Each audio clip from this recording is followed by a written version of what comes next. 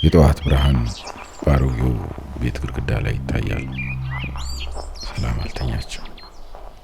አይኗ አሁንም እንቅልፍ ናፍቆታል። ቀልቷል። ደረቅ ያልሆነ ለሰዓታት ሊደርቅ ያልቻለ እርጥብ የእግር አሻራ ያየች ጠረጴዛው ጋር ተቀምጣለች።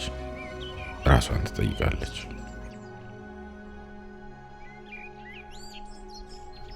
ህልም ነበር ወይስ ማስጠንቀቂያ? ድካም ነው ወይስ ውስጥ ያለ ነገር ነው? ቤቱን አግኝቼው ነው ወይስ መርጦኝ?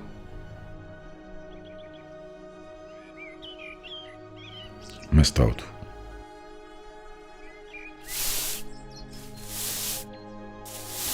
ሰላም ለማጽዳት ወሰነች።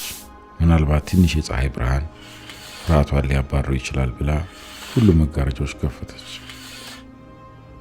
የቤት ዕቃዎቹን አቧራ ጠራረገች። ከግድግዳው ላይ የተደገፈ የድሮ መስታወት አገኘች። ቢያንስ በዚህ ቦታ ውስጥ የሚያምር ነገር አለ። ነገር ግን መስታወቱ ላይ ያለውን ጭጋግ ስትጠርግ ብልጭ ብሎ በቅጽበት ሌላ ፊት አየች። የራሷ አይደለም።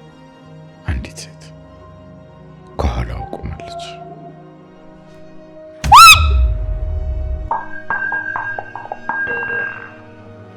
ዞር ብላ ተመለከተች። ምንም የለም። ባዶ ክፍል ብቻ፣ የተቆለፉ በርና ጸጥታ።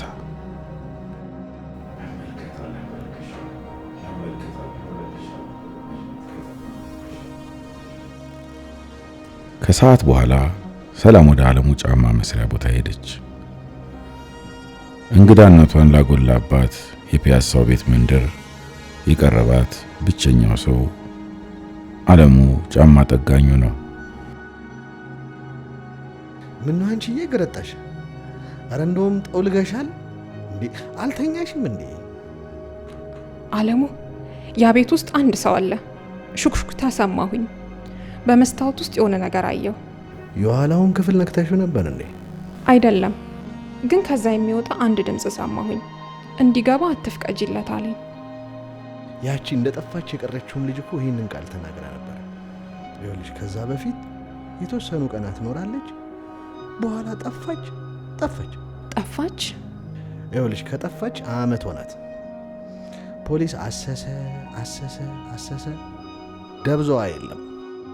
ይሄ የምሰጥሽን ነገር ከብሯ አጠገብ ያዥው።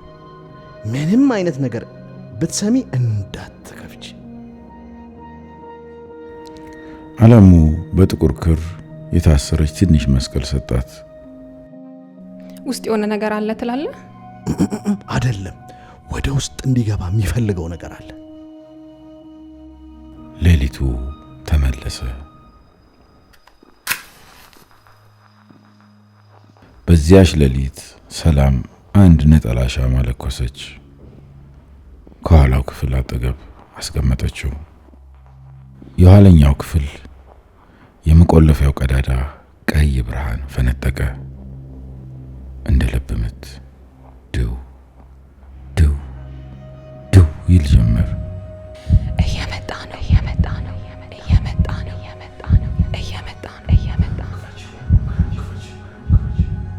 ማን ናችሁ? ከኔ ምንድን ነው የምትፈልጉት? ሻማው ብልጭ አለ። አየሩ ቀዘቀዘ።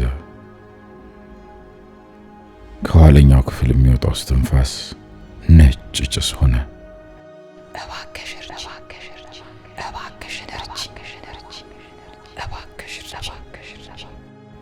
ጨለማው ክፍሉን ዋጠው እና በዚያ ጨለማ ውስጥ የሴትዮዋ ነጸብራቅ እንደገና ታየ። ግን በዚህ ጊዜ በመስኮቱ መስታወት ላይ ከኋላው ቆማለች። ማንሽ? በሩ ስትከፍቺ እኔ አንቺ ነኝ። ንጋት ሲመጣ ሰላም ወንበሩ ላይ አልነበረችም። የቀረው ብልጭ ድርግም ሲል የነበረው ሻማ ወለሉ ላይ ቀልጦ አልቋል።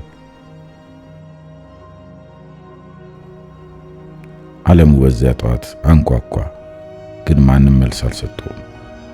ዓለሙ አጎንብሶና በመቆለፊያው ቀዳዳ በኩል ተመለከተ።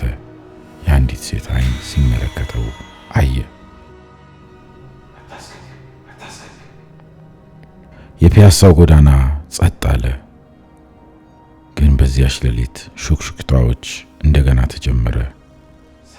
ሰላም ሰላም ሰላም ሰላም። ሰላም አልጋዋ ላይ ተኝታ ዋለች። ዓለሙ ሲያንኳኳ ቢውልም አልሰማችም።